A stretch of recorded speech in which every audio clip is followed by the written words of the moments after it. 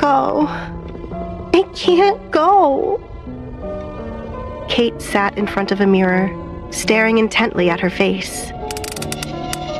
In the past, she would have never skipped any party, let alone a ball at the palace.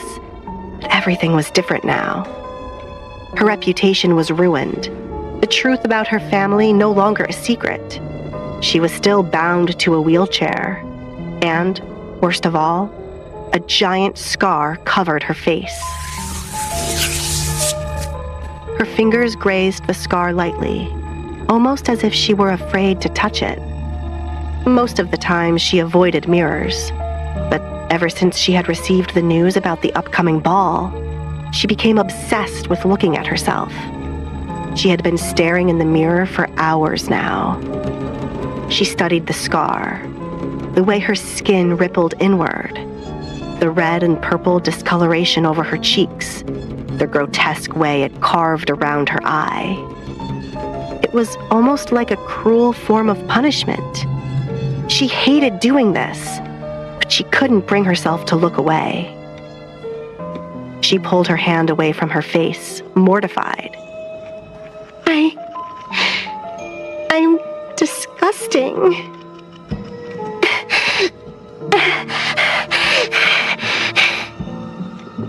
She felt her stomach turn, but her eyes remained fixed on the mirror. She took in everything. The way the injury was scabbed over, the fact that it spanned the entire length of her face, how it grotesquely deformed her lip. There was no escape from it. Then, compulsively, she grabbed her face again, this time with both hands. I am... She dug her fingernails into the sides of her face, clawing at herself. Disgusting! You're hideous! Gross! Despicable! She scratched at her face until she drew blood from her skin. Her breathing became belabored. I can't go to the ball. I can't leave this house. I can't let anyone see me like this. I can't. Kate's hands slunk down, stopping at her throat.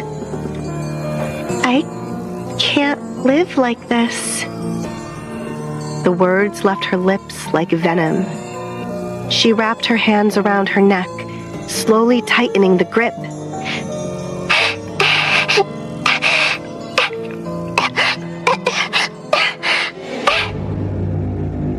She choked, unable to breathe, but she didn't stop.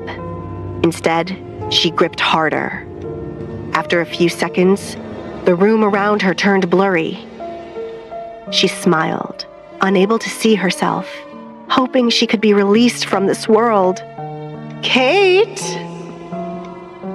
Katrina's disembodied voice echoed throughout the room, causing Kate to jump and let go of her throat. Mother? She asked, looking all around the room. No one was there.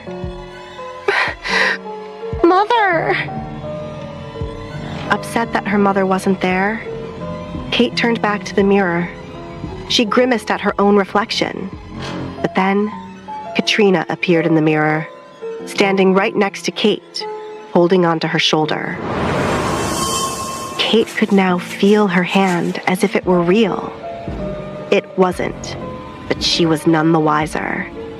You are beautiful, my love, Katrina said in a sickly sweet voice. You always have been the most beautiful girl in all of Lockwood. Everyone said you took after me after all. Kate felt her breath hitch in her throat. I know, Mother. I used to be, but now I'm ugly. I'm scarred. I can't let anyone see me like this. Tears filled Kate's eyes. She sobbed uncontrollably. There is nothing I can do. The vision of Katrina knelt down, stroking Kate's hair. Shh, shh, darling. Look at me. Kate met her mother's gaze. Katrina looked at her lovingly, in a way that no one else ever had.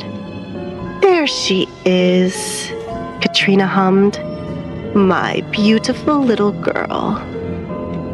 Kate chuckled softly, wiping away her tears. Her mother's support already made her feel better. Thank you, Mother, but you don't have to lie to me. But I am not lying. Look and see for yourself. Katrina pulled back gently, motioning toward the mirror. Kate winced. She did not want to look in the mirror again. She didn't want to have to face who she was and what she looked like. Katrina's eyes narrowed. Are you going to disobey your mother? Kate looked up at Katrina. What? Katrina leaned down. אתן תצטרכנה להיות אלה שמאמינות בעצמכם, כי לפעמים אף אחד בסביבה. Getting right in Kate's face. I said, look in the mirror. Reluctantly, Kate turned her head toward the mirror. She winced at first, looking at her scarred face. She certainly did not feel beautiful, not right now. Look closer, Katrina whispered into Kate's ear. Kate continued to look at her face in the mirror. Then, suddenly, before her eyes, her face transformed. The scar faded away. Everything went back to normal. Kate's eyes widened in disbelief. She moved closer to the mirror. Oh my God! She touched her face. Her skin was smooth, as if the scar had never existed. It's a miracle.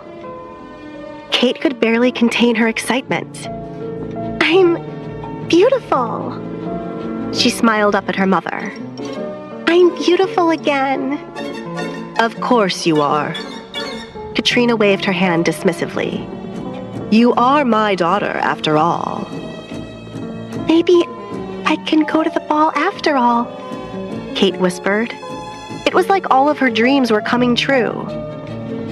Darling, you need to get to that ball, Katrina said, her voice low and manipulative. Don't forget, you have some unfinished business. I do? Of course.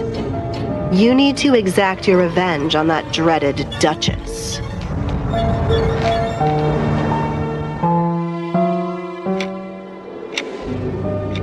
This could be my chance to get my revenge on Alessandra, Kate repeated. Katrina smirked proudly at her daughter. She ruined your life, Kate. You can't let her get away with it. Don't you see? She's taken everything.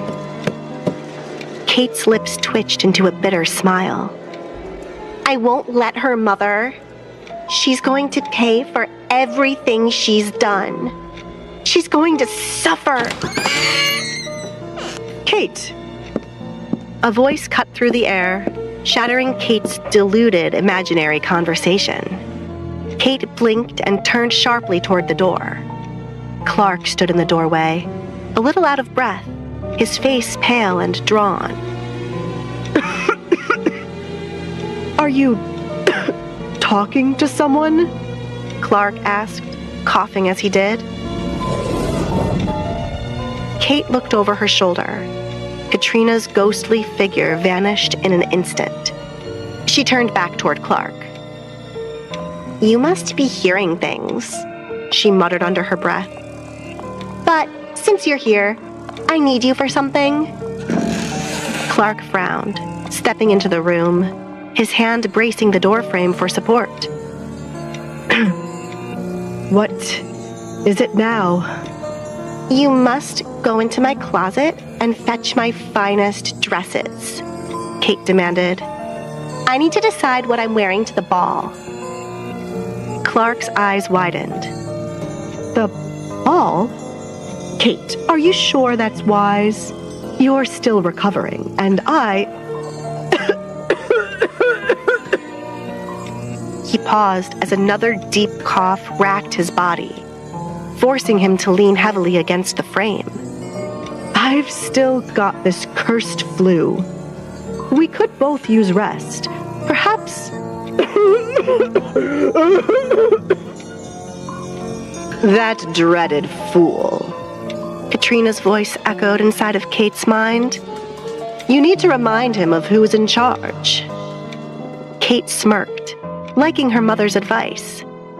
"Clark, this is my house. If I say I want to go to the ball, then we're going to the ball." Clark held onto the doorframe, steadying himself as he caught his breath. Kate, I don't think you're ready for... "I do not care what you think I am or am not ready for," Kate sneered.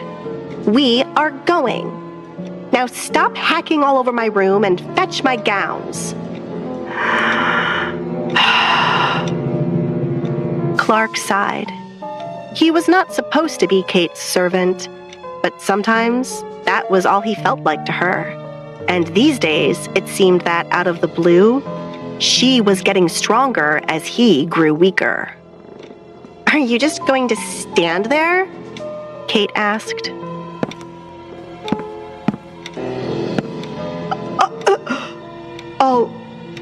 I'll go," Clark muttered reluctantly, coughing again as he trudged toward the closet. Kate watched him, her fingers gripping the sides of her wheelchair. But then, Clark hesitated, pausing with his hand on the door of the closet. "Would you like me to get a mask for you?" Clark asked gently, not wanting to hurt Kate's feelings. "I can fetch one from the market. Maybe something like your sister used to wear." Kate's entire body froze up. What? Clark turned back toward her, confused. Mask," he repeated softly, trying to choose his words carefully. "To cover your face. I only thought... Well, I thought you might feel more comfortable that way." Kate's face contorted with fury. "I do not need a mask." Her hands trembled as she held onto the wheelchair. "Kate, I didn't mean to upset you." "I said I do not need a mask!" she screamed, her voice echoing off the walls, rattling the air in the room.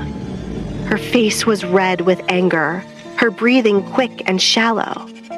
The very thought of a mask disgusted her to her core. Clark stumbled back a step, startled by her outburst. "Kate!"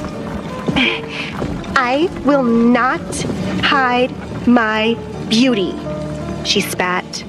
"I will not let anyone tell me otherwise. Do you hear me? You will not question me again." Clark stood there speechless, his shoulders slumping. Finally, with a resigned sigh, he turned back toward the closet, his steps heavy and reluctant. "Very well."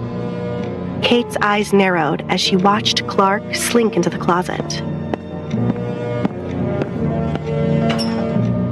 "Wonderful."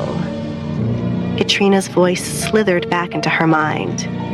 "He knows his place now. That's exactly how it should be." Kate looked back into the mirror at her beautiful face. Of course, what the mirror showed her was just a twisted vision of her imagination.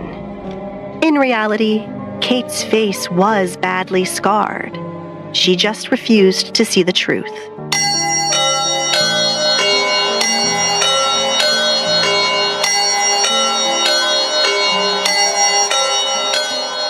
months later, the day of the ball had finally arrived. All of Lockwood was preparing for what was bound to be a celebration to remember, including Kate and Clark. Kate had chosen one of her mother's old gowns to wear. She sat in front of a full-length mirror, admiring herself, or rather the imaginary version of herself. She looked perfect, just as she had before the Simon disaster. Her hair was perfectly placed in curls. Although she was in the wheelchair, her beauty radiated through. "Wait until Alessandra sees me," she whispered maniacally to herself.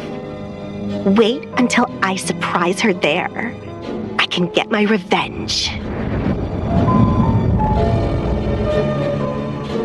Katrina appeared next to her, a wave of relief washing over Kate as she took in the familiar sight of her mother. "You look beautiful, my love," Katrina said, stroking her hair. "Are you ready to reclaim your status?"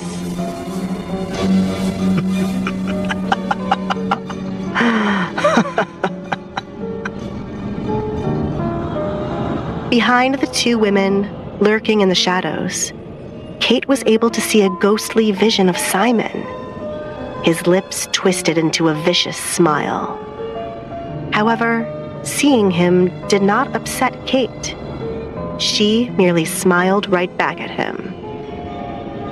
"I am ready," Kate said with a wide smile.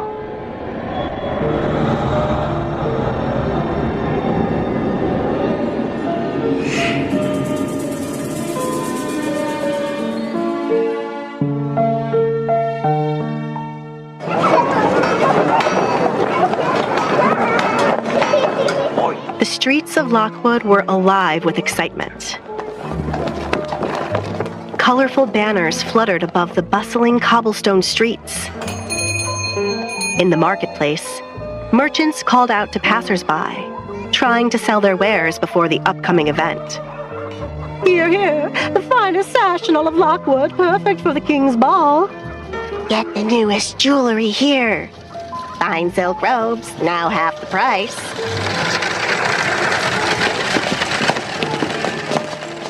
"Ooh, look at that!"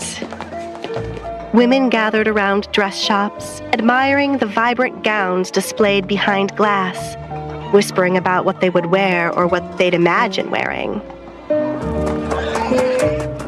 "I'm the king. What I say goes. Now, everyone, dance." Children rushed through the streets, pretending they were princes, princesses, and knights.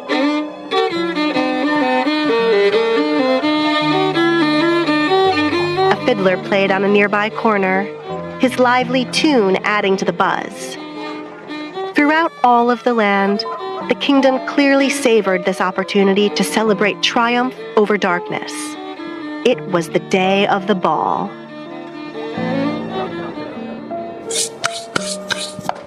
The staff of the palace was hard at work to ensure that the upcoming evening would be perfect.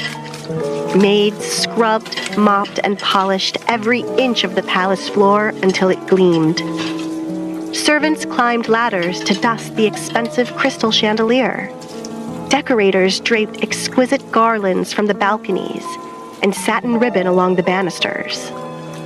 While the castle staff was usually excellent, everyone put in their best effort because they wanted to provide Bella with a night she would never forget.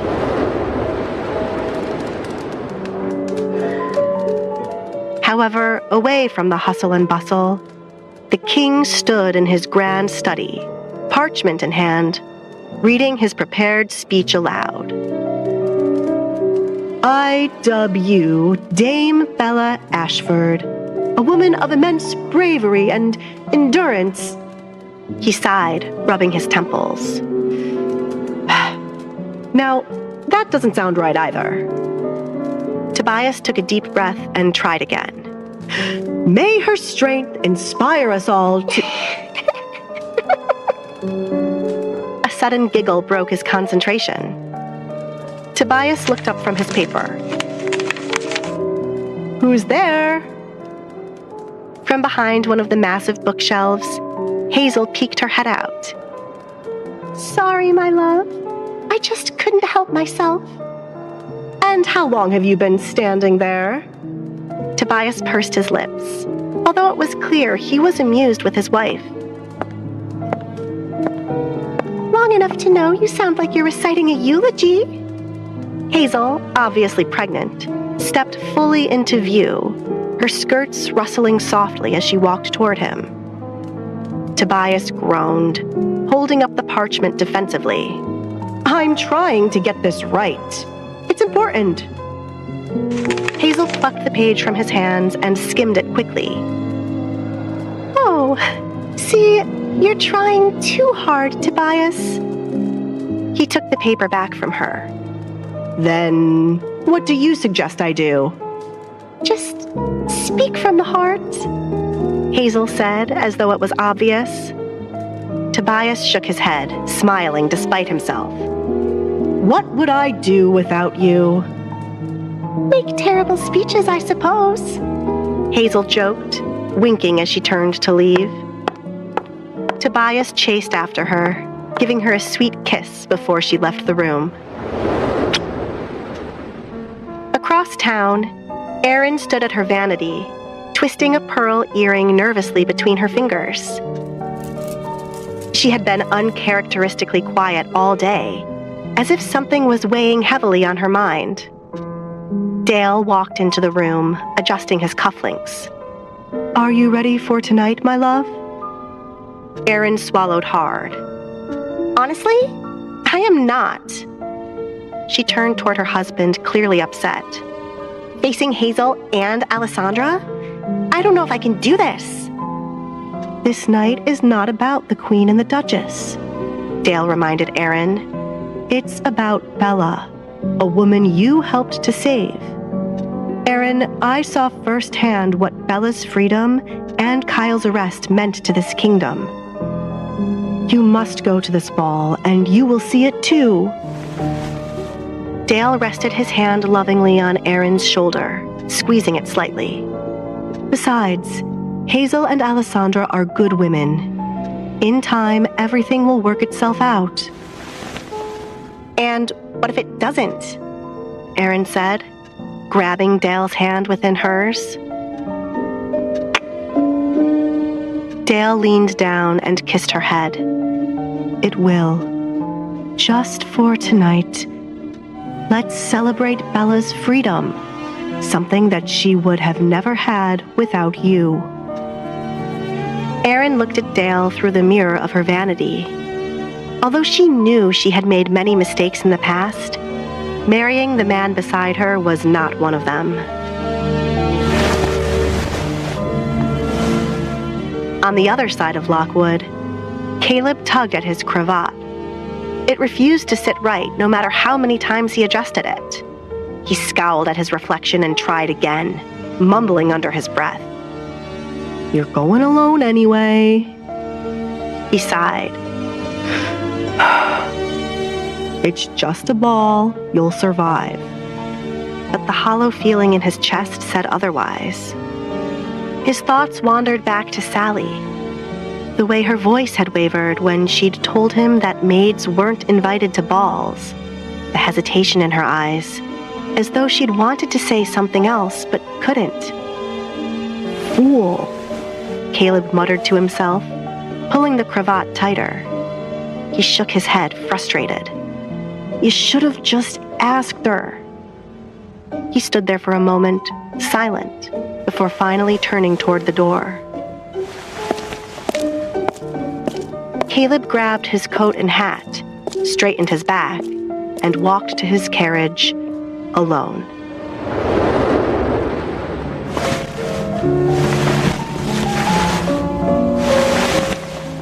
In a small room within the Collins estate, Sally stood in front of the mirror, fussing with the pale blue ribbon on her dress. She had opted to get ready alone, leaving Alessandra to focus all of her attention on Bella. Sally smiled at herself. Alessandra had gifted her the dress she was wearing, and she felt rather beautiful in it. I suppose I do clean up nicely, don't I? She chuckled to herself. But then, almost like a wave crashing down on her, Caleb's voice echoed in her mind. Are you going to the ball? Her chest tightened at the memory. She had told him no. What would he say if he saw her there? Would he get offended? Even worse, what if he didn't care at all? Or what if he did care? What if he asked Sally to dance? Stop it, Sally said to herself, breaking her own train of thought. I know better than to go around fantasizing about boys. She picked up her hairbrush and began to pull it through her hair again, trying her hardest not to think about Caleb.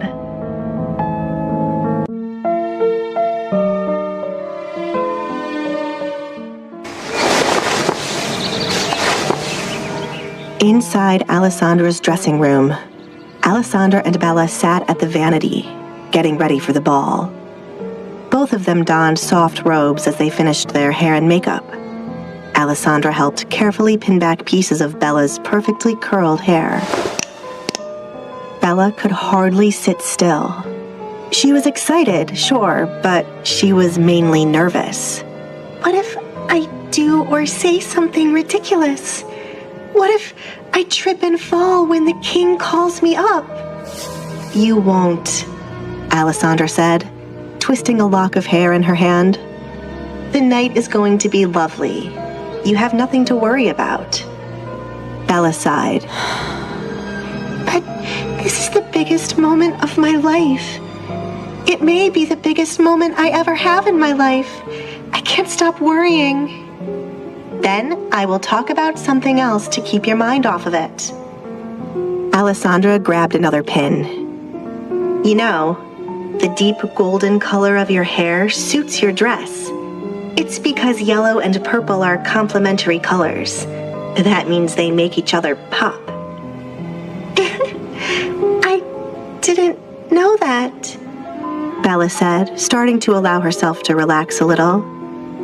Alessandra nodded slightly. Indeed, it's something I learned while painting. Purple and yellow, red and green, orange and blue. They're all complements of each other. You paint? Bella asked. Whenever I get the chance. The last work I did was a mural in our baby's room. Alessandra hummed. Bella smiled. Maybe that is why we get along so well. We are both artists. Alessandra pulled her hand away from Bella's hair for a moment, meeting her gaze. It was true. In the short time that Bella had been at the estate, Alessandra felt they had already become good friends. That must be the case. Bella looked into the vanity mirror at her hair while Alessandra purposefully pinned it into place. She could not believe how good it looked. Oh my goodness, you really are an artist. Did your mother teach you to do hair like this? No, Alessandra said nonchalantly. She left when I was a little girl. I spent many hours alone in my room growing up. I never looked in the mirror, but I would pin my hair up for fun, a lot of the time imagining I was going to a ball. Bella paused for a moment. Suddenly, she remembered all the stories she had heard about Alessandra's past. Feeling foolish for asking something like that, she cursed herself for bringing up such a sensitive subject. Duchess, forgive me. I entirely forgot. I'm so sorry. Alessandra shook her head. There is nothing to be sorry about. It is just a fact. Bella fell silent, taking in Alessandra's words. All of the time she had been staying with Alessandra and Edgar, she didn't even think about who Alessandra used to be, how the entire kingdom once thought she was cursed. She didn't even think about her half-sister. Kate, Bella whispered quietly, She then looked at Alessandra as if she were studying her. You are nothing like your sister. Alessandra sighed. No, I am not. As the room fell silent, Alessandra could tell that Bella was lost in thought. What is it? Bella shook her head. Oh, nothing. I don't want to pry, Duchess, and I don't want to bring up any bad memories. You can ask me whatever you'd like to, Alessandra reassured Bella. You weren't close with Kate? Bella asked hesitantly. Not even after everything that happened with Simon? Alessandra shook her head. No, we never had a good relationship. Kate has always hated me, and that did not change after everything that happened. Well, I've never been fond of her. I feel bad for what happened to her.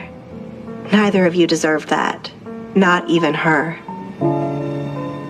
Bella tried to understand it all. I don't know. I find it hard to believe that someone can hate you.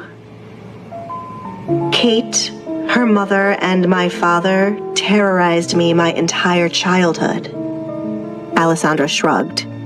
If I had never met Edgar, they would have kept me locked away forever.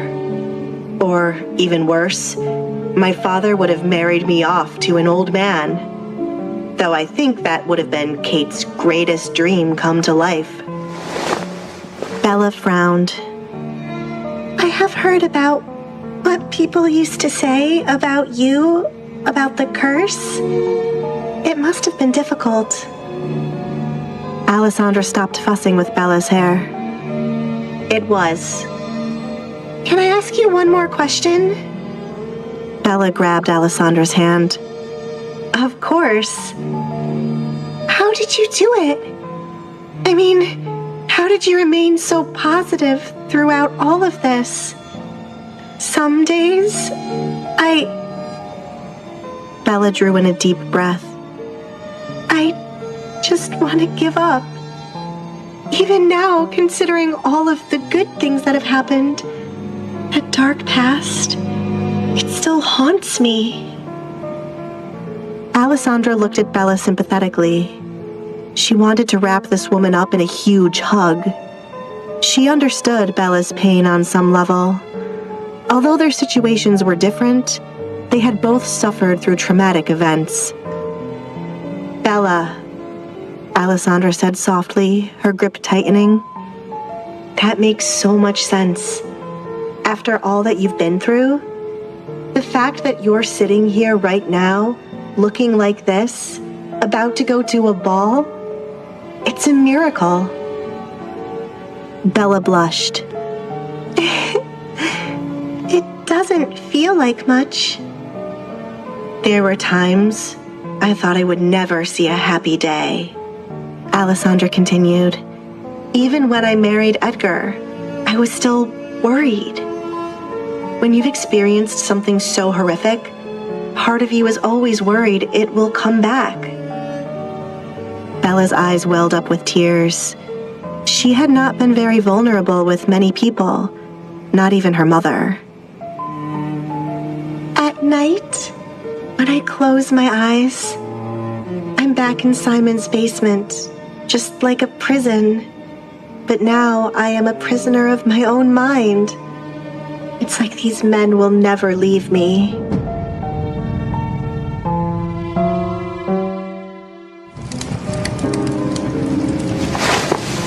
I'm sorry, Bella said, quickly wiping away her tears with the back of her hand. It was as if she wanted to erase the evidence of her pain altogether. I don't want to upset you. It's just that there isn't anyone else I feel I can share this with. She took a shaky breath, staring at her lap. When I talk to my mother, it only upsets her. She tries to hide it, but I can see it. I know she doesn't mean to, but it makes me feel like a burden. Like I'm causing her more pain. Alessandra listened intently, her expression softening as Bella's words spilled out. And after everything that happened with Simon, I tried to confide in Kate. Bella continued. But she had her own problems to deal with, and I didn't want to add to them. I just stopped trying. It feels like no one really understands what I've been through, and sometimes I don't even understand it myself. Bella's voice cracked, and a fresh tear slipped down her cheek. Sometimes I just feel so lost. You don't need to be sorry, Alessandra said, handing Bella her handkerchief. And you aren't upsetting me. Actually, I understand. And I felt the same way about my past for a very long time. But how did you get through it? Did you ever get through it? Bella asked, dabbing her eyes with the cloth. Alessandra thought about the question. I did. And how did I do it? Meeting Edgar helped. I won't deny that. He became my lifeline, a hand that reached out and pulled me out of the darkness. He was my means of escape. But sometimes, I wonder what would have happened if I had never met Edgar. I wonder if I'd still be in the same place I am today. Would I have found a way to save myself? Alessandra fell silent for a moment as she recalled her own journey. Although Edgar has certainly helped change my life, I believe that inside of myself I have an inner strength. I would have fought to free myself from that awful life, regardless of whether or not Edgar showed up. And I'd like to think I'm where I am today because of that strength. Look at me. Bella met Alessandra's gaze, searching for any hint of guidance. You have that same strength inside of you, Bella. It's how you survived everything Simon did to you. It's how you endured what Kyle put you through. You made it through because that fire is still burning. Alessandra leaned in, her gaze unwavering. It's hard to see now, I know, and it's okay to feel lost. But listen to me when I say this. There is a big, beautiful life waiting for you on the other side of this. It's already beginning. You are stronger than you know, and you will build a better life for yourself, one step at a time. Bella's lip quivered as Alessandra gently squeezed her hand. This was exactly what she needed to hear. I want to believe that, Bella whispered, clutching the handkerchief tightly. You will, Alessandra reassured her with a soft smile. And until then, I'll believe it for you. Bella looked up, her lips trembling into a faint, grateful smile. I look up to you, Alessandra. Alessandra's smile deepened as she brushed a strand of Bella's hair behind her ear. And I look up to you, Bella. Bella's tears spilled freely, though this time they felt different, cleansing almost. Thank you, she whispered. For everything. Full of purpose, Alessandra stood and offered Bella her hand. Don't thank me yet. You still have a dress to put on and a ball to attend.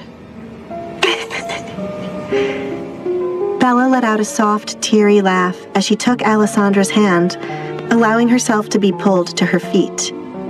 For the first time in a long time, she didn't feel entirely lost. She felt seen. And maybe, just maybe, she felt a little bit stronger. Bella stood before the tall, gilded mirror in Alessandra's room, her breath catching as she took in her reflection. She had known that the gown Alessandra had chosen for her was gorgeous, but seeing it with her hair and makeup done as well, it was almost surreal. Alessandra stepped up beside her, fastening the final button on her own gown, the dress that Aaron had made for her. It was exquisite, unlike any other gown she owned. Alessandra stopped beside Bella. Look at us. Strong, resilient, and beautiful. Oh, wait, that reminds me. I have one more thing for you. As Alessandra rushed across the room, Bella chuckled. What are you, like my fairy godmother? Alessandra came back with a small velvet box.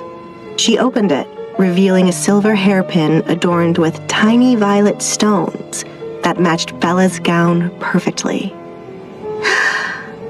Bella gasped as Alessandra carefully set it in her hair.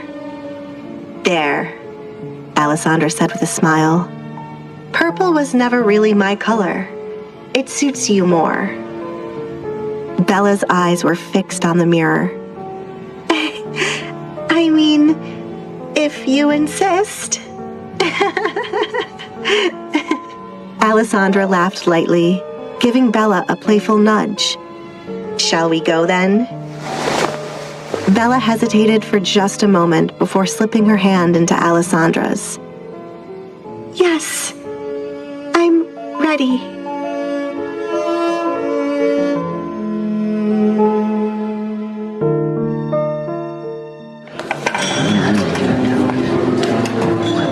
Waiter, another glass of champagne. Who all do you think will show up? Oh, look at the hors d'oeuvres. I don't care about who shows up. I care about what will happen. Let's dance.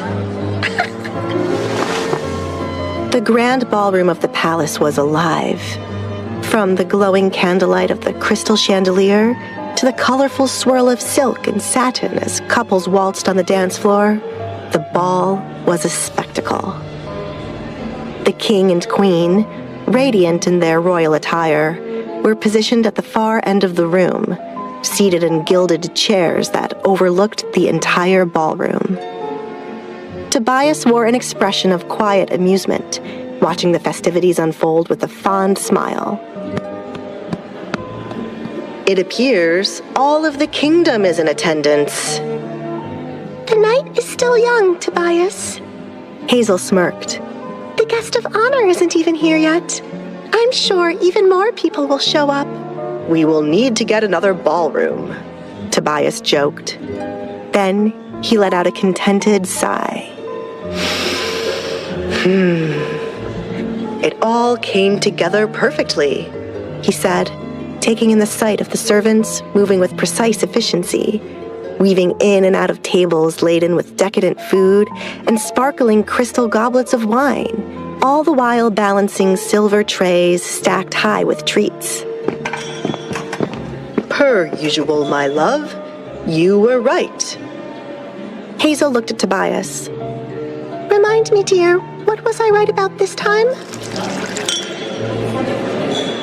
Tobias pointed out at the lively celebration. This ball. It was your idea, after all. Ah, yes. I do have rather good ideas. Hazel smoothed out her dress proudly. You do. Just then, trumpets cut through the sound of the music and chatter, silencing the crowd. The court herald stepped to the top of the staircase. He struck his staff twice against the marble floor, then cleared his throat. Ladies and gentlemen, esteemed guests, Duke Edgar Collins and Duchess Alessandra Collins. servants rushed to open the grand double doors to the ballroom. The trumpets blasted triumphantly. Edgar and Alessandra walked through the door, arm in arm. Alessandra's large blue dress sparkled in the light. Everyone in the ballroom whispered as they entered. The Duchess has never looked so beautiful. She's glowing. There's something different about her. Alessandra leaned over to Edgar, whispering in his ear. This has never happened to us at the ball before. Why is Tobias making such a fuss? Edgar chuckled. Did you hear the herald? We're esteemed guests. We wouldn't have to deal with this if I wasn't such a hero. Alessandra rolled her eyes. Don't tell me you're actually enjoying all of this attention. Oh, I loathe it, Edgar confirmed. But I do love to see you squirm. He smirked. Little makes you nervous these days. It's funny to see something besides me turn your cheeks red. Alessandra pinched Edgar. Ouch! Serves you right, Alessandra said.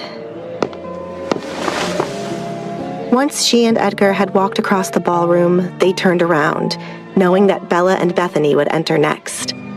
Alessandra was a little nervous, if only for Bella's sake, but she hoped Bella would enjoy all of this attention rather than shy away from it. However, she also knew how daunting it was. Then, just as the crowd started chatting again, the court herald slammed his stick on the ground again.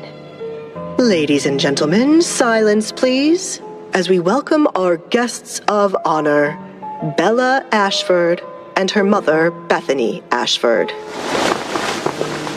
The crowd turned completely silent, everyone looking toward the door with bated breath. Bella walked through the door with her mother, the women clutching each other's hands. She felt nervous as everyone in the room stared at her with unblinking eyes. She swallowed hard. It was so quiet, it was almost unnerving.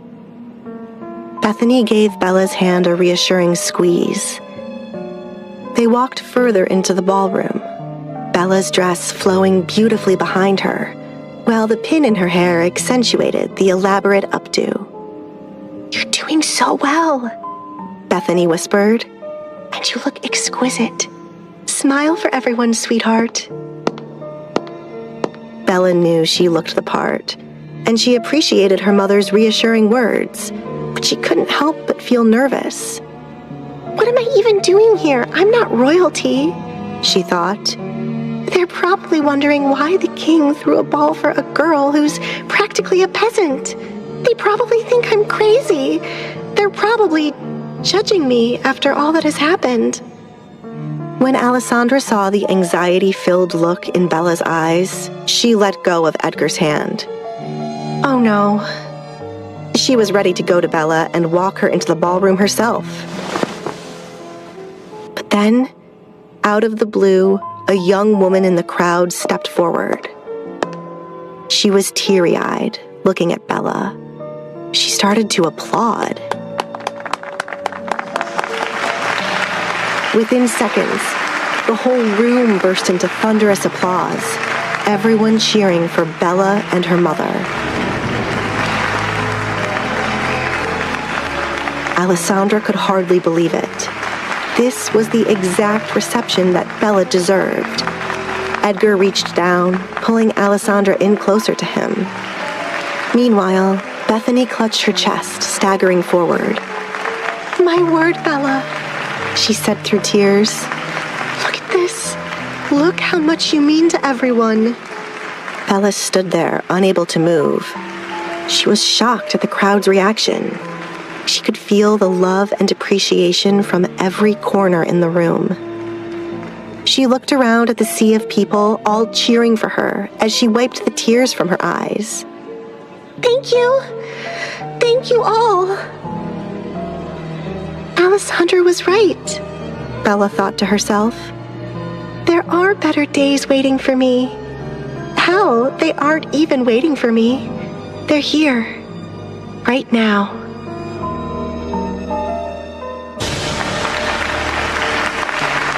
Thank you, Bella said with tears in her eyes as the crowd applauded her. For a moment, it seemed like nothing would stop the resounding applause for Bella. But then the trumpet sounded again. The court herald banged his staff against the ground, getting the crowd's attention. His Majesty King Tobias requests your attention. The hum of conversation grew quieter, and all eyes turned toward King Tobias as he rose from his throne. The crowd parted for him as he walked across the ballroom, heading straight to Bella. He raised a hand, signaling his subjects to gather closer. He was authoritative, but also warm. It was clear that while his subjects respected him, they also loved him. Ladies, gentlemen, my subjects of Lockmere. His voice carried across the huge room. We stand here tonight, not to celebrate. He paused, remembering what Hazel had told him early in his study. Well, no, we are here tonight to celebrate. A few people in the crowd giggled. We're here to celebrate a hero. Usually, this land sees heroes as dukes, knights, warriors, but this woman beside me has the strength and resilience of perhaps 100 of our finest soldiers. She has had to bear witness to some of this kingdom's darkest days. When evil sought to claim our streets, this innocent woman endured unspeakable cruelty. Yet even through her suffering, she emerged not broken, but kind and grateful. She survived what many could not even imagine suffering through. In doing so, she has given our kingdom a gift I could never repay her for. The king then turned to Bella, his eyes meeting hers. Hope. Bella drew in a deep breath, the king's words having a huge impact on her. The king's tone softened. It is not often that we encounter such tenacity. Such strength of spirit reminds us all that true nobility lies not in name, but in character. It is for this reason, and with the full heart of this kingdom, that I have chosen to bestow upon Bella not merely our gratitude, but an honor worthy of her resilience. He lowered his voice, speaking only to Bella. Step forward. He winked. And relax. Bella nodded. Oh, of course. She stepped forward, bowing slightly in front of the king. Bethany watched from behind, experiencing one of the proudest moments of her life. On this day, before Lockwood and all of Lockmere, I recognize your bravery, King Tobias declared, lifting his sword from his sheath and holding it poised above her shoulder. I name you Dame Bella Ashford, a title fitting of your valor and indomitable spirit. With a graceful sweep, the king touched the blade to her right shoulder, then her left. The subtle movement carried a power Bella could feel deep in her bones. King Tobias smiled tenderly at the young woman before him. You may rise, Dame Bella Ashford, one of the bravest women in all of Lockmere. As Bella stood up, tears sparkling in her eyes, the room erupted into applause again.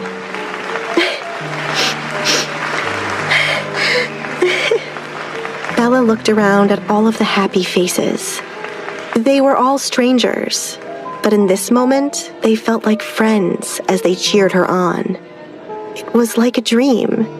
Here she was at one of the king's balls, and she was the center of attention. She had always dreamed of bowing before a crowd, but this was never how she expected to do it.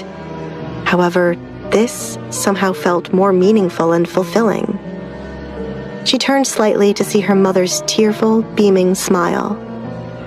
Congratulations, my love, Bethany said as she was the first person to run and hug Bella. Across the ballroom, Bella saw her newfound friends. Alessandra offered her a proud nod of encouragement. Edgar, standing off to the side, clapped approvingly, and even Caleb, a distance away, managed a small, meaningful smile. You have shown us all the meaning of resilience, Tobias continued, bringing the ceremony to an end. He returned his sword to his sheath. From this day forward, you carry not only the honor of your title, but the admiration of an entire kingdom. May you wear it proudly.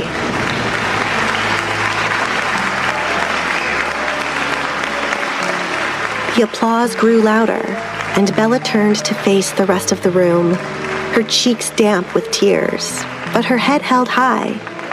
For the first time in so long, she no longer felt like a victim. She felt seen, valued, and like she belonged. As the celebration resumed, King Tobias turned toward Bethany and bowed slightly. You raised an extraordinary daughter. You should be very proud. Bethany wiped her eyes, nodding. Thank you, Your Majesty, I am. As King Tobias walked back to his throne, people crowded around Bella, lining up to wish her congratulations on her new title. Congratulations, Dame Bella, a well-dressed noblewoman said, dipping her head with a gracious smile. It is an honor well deserved. Bella bowed back. Oh, wow, thank you so much. More people stepped forward. Men in finely tailored coats and women in shimmering gowns, their jewels glittering under the golden lights. Dame Bella, you look radiant. What strength you must have, my lady, to endure all you have. An inspiration to us all. Bella nodded and smiled, repeating, "Thank you," over and over until it became almost automatic.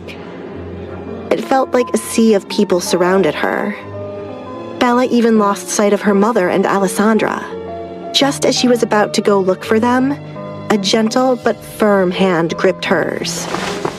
Dame Bella, congratulations, a man said, respectfully kissing the top of her hand. Bella turned around to see the most gorgeous man she had ever laid eyes on. Oh, my God!